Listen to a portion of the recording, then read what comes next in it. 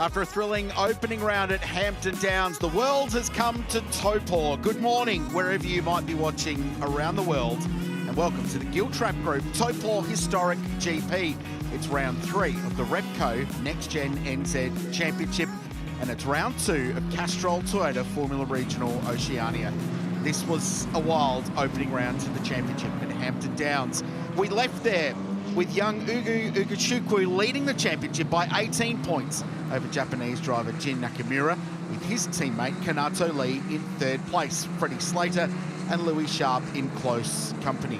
We're qualifying now for round 2 of the championship. This will set the grid for race 1 a little bit later on in our program today. My name's Richard Craill, joined in commentary by Andrew Waite. Downstairs we have Greg Rust and Rihanna Crayon covering all the action in a very busy pit lane.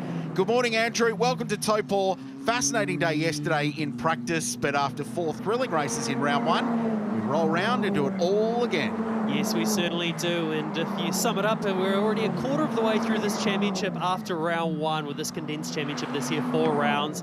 But there is so much racing. 4 races over the weekend, and we are getting set ready for qualifying number 1 as we see them starting to warm their tyres up. So qualifying in this session will set the grid for race number 1.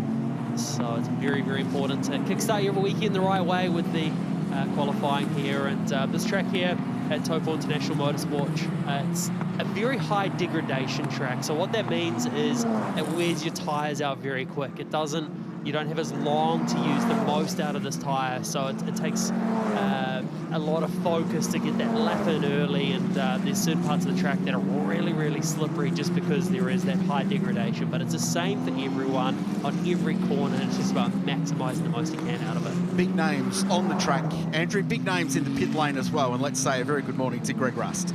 Craill, a good morning to you and to Andrew. Just been with the team from TJ Speed and HMD Motorsports. They've had a little bit of an engineering reshuffle in the wake of Hampton Downs last week, just tuning as they look for speed from their cars. And keep an eye out for Liam Skeets, the 2024 Napa New Zealand Grand Prix winner, who is guiding on the radio, coaching all 3 of their drivers. And a conversation yesterday with Jonathan Morey from M2 Competition. Andrew, you might want to expand on this, just in relation to the unique surface here at Taupo. We had 20 mils of rain or thereabouts on Thursday night, so after all of the kind of Thursday testing, we reset yesterday in terms of track evolution and so on. And he said, you know what, sometimes it's the driver here that can best cope with the unique nature of this place.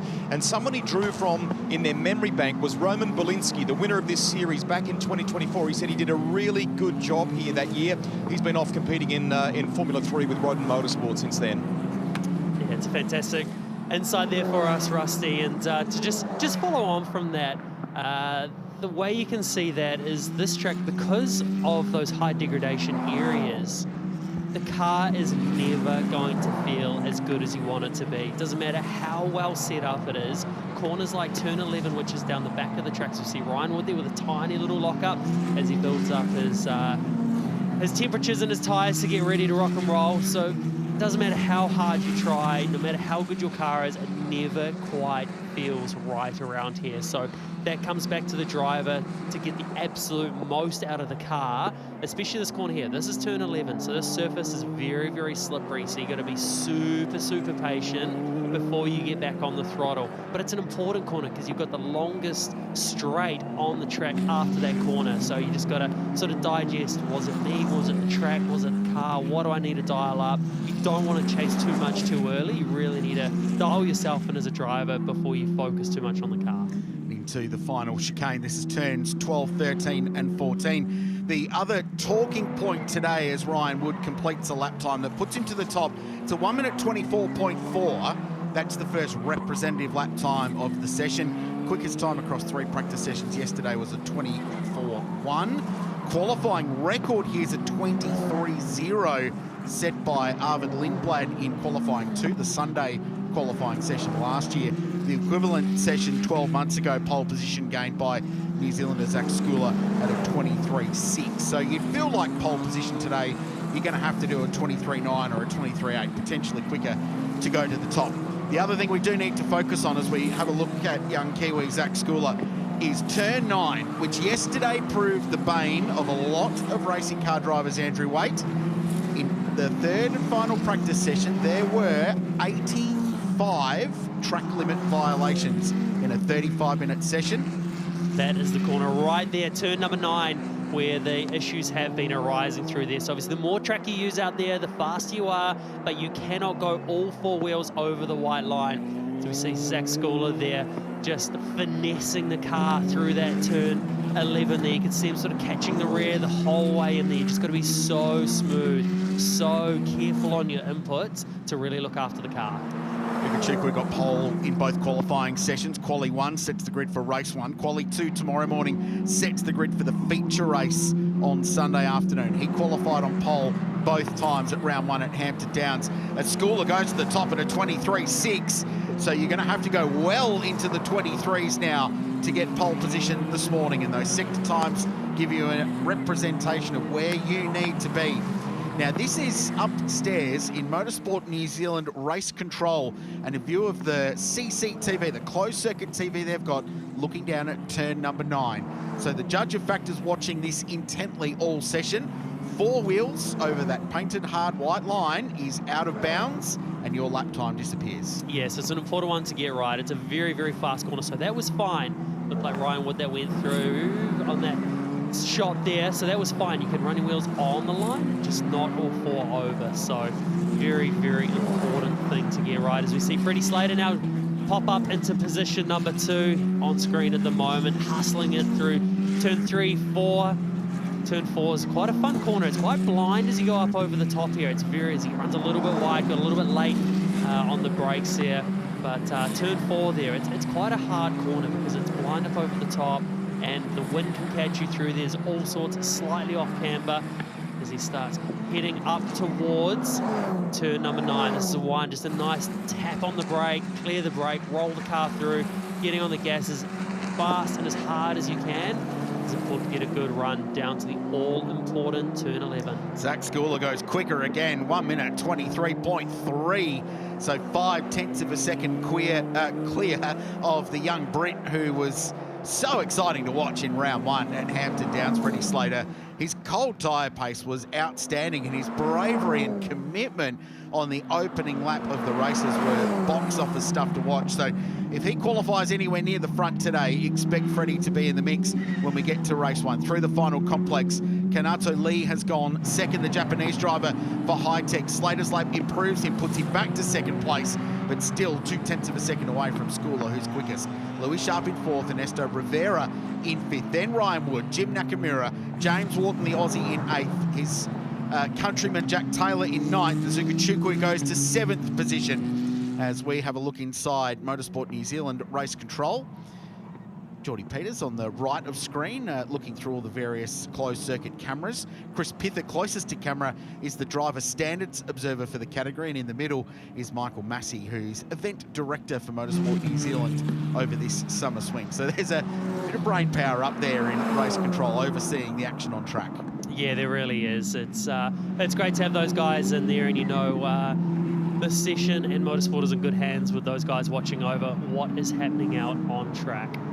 Ryan Wood goes to second, 1 minute 23.4 for the M-Tech driving, qualified 4th in the opening round at Hampton Downs, but had a really good day yesterday, and he and his engineer Richard Harris feel like they've made some gains in understanding what the number 40 car likes. And Ryan Wood, purple in the final sector, means quicker than anybody. He goes to second, Freddie Slater in 3rd. Here's Trevor Latourette, who's on a personal best first sector. Challenging debut for the American driver, who has come in with very limited open wheel experience, but his progression across the opening round was outstanding. Started off in practice 1 about 4.5 seconds off the pace, ended at about 1.5, if that, relative to the leaders. It was a huge climb up the leaderboard for the young man from the US of A. So big gains, and he'll be able to continue that learning on into this weekend. Yeah, really enjoyed watching that rate of improvement for him, as at the moment he's He's doing a fantastic job. And this is a brutal track to learn as well. There's just so much going on around here. So again, there's no better way to learn as a driver but being up some of the best young talent in the world, and that's exactly what he's doing right here. Do you think that track experience, so Ryan Wood, for example, yesterday, unloaded the car, was rapid in practice 1, was second in practice 2, top practice 3. Does that help? Zach Schooler was here last year and qualified well as well. I think it makes a bit of a difference for being able to roll the car out and focus on setup initially, but you know you're going to go out, and I'm sure Ryan would say the same thing here. You go out session 1, yes, you look like a bit of a hero in session 1 because you know the track, but you know that every other driver is coming. You're just sort of a step ahead on the setup focus, but you know that everyone else is going to be there as time ticks on, and that's exactly what's happened. Is, you know, a bit further down with Freddie Slater, he's sitting here in third, would never been here beforehand, and Kanato Lee as well, sitting in fifth, has never been here. So you know those guys are coming. They'll be there. They'll be racing in no time at all. Kanato Lee had a drama as the 24 car of Rivera is off the road up at turn 11, that long hairpin that opens up onto the long back straight here. Kanato Lee, personal best first and second sectors, but then lost a bit of time in the third and final sector, so no improvement for car number 19. This is Freddie Slater, who was purple in the first, and he's got out of this lap. So no more pushing from him. Louis Sharp's on a good lap. Jin Nakamura's just gone to fifth. Ugochukwu's gone to second. So the championship leader saves it for late with 3 minutes to go in the session, but rockets up the leaderboard, up 7 positions to second place. Good lap. That is a solid effort to be able to do that. He hasn't been that quick in practice, maybe trying different things with the car, but that shows the caliber of driver that he is to be able to bump himself up into P2 when it counts. Louis Sharp out of that lap as well. It was an improvement for the number 11 car from M-Tech, 1 minute 23.6.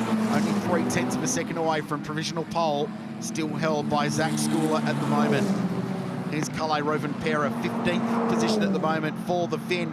And hi to everybody watching on in Finland. Massive numbers watching on our stream from Finland last weekend. And we know they're all with us. We're going to follow the two-time World Rally champion around. He's been having a great time here in New Zealand. Massive fan appeal, long lines at the autograph session. But he's been welcoming in his reserved Finnish way of all the attention this weekend and his learning process. This massive adaptation to wings and slicks racing from something with substantially less grip in the past. Look at him hustling the car. The rear was sideways up over turn 4. Just managed to get it stopped. It's a hard corner to get right up over turn 4 there, but he is on a lap here. We'll keep a close eye on the sectors as he rolls through his lap. You can see the way he set up the lap initially, went wide on the entry into the last corner to set up the best possible run into turn 1. Just maybe a little bit too much. Lost of traction up over turn 4 there as sector 1 for him isn't his best effort just yet. 37.9 is not terrible though. Could be on for some improvement if he can nail this middle sector very wide. Up at turn 11, that entry phase of what is basically a double apex hairpin. Difficult corner to get right. And so much influence as Ryan Wood goes quickest. 1 minute 23.2 with a purple final sector. He may well have stolen pole position. We weren't following the 40 car because his first sector wasn't spectacular. His middle was decent. His final was outstanding. And Ryan Wood may have stolen pole position within the final minute of the session. That lap from Rovanperä puts him 12th. 1 minute 24.3. Exactly 1 second away from that lap from Ryan Wood. But now Ugochukwu's on a push lap. Purple first sector. Here's the American. 0.2 of a second. Ugochukwu is up on his quickest, on the fastest first sector to this point. So Ugochukwu here is on an absolute blinder. Second sector is his best yet. This lap is looking super fast by him as he heads down towards the last section of corners. Only needs to find 0.15 of a second. Oh, big attitude through the car. Is that the difference in the final corner? Big oversteer moment. Drives to the line, goes second by 0.005 of a second. Ryan Wood is going to cling on to this. That little moment there might have just been enough to stop him from going to pole position. As Schooler there sits there in third place as well. Checkered flag is flying. confirm whether Ugachukwu got to the line in time to start one more lap, but may well have taken the best out of the Pirelli tyre regardless. What a shootout at the end. Ryan Wood.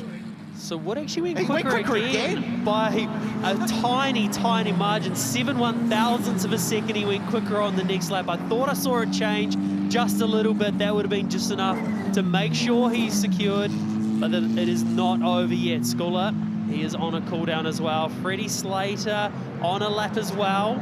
And the last one, but not quick enough at the moment. Sorry, Andrew. Freddie needs to nail this final lap because we've just been told he's going to have his quickest lap time deleted for track limits at turn 9. So provisional 4th at the moment for the young Brit, but it could be much, much worse. The checkered flag is out, and Ugachukwu did not get to the line in time to start one more flyer.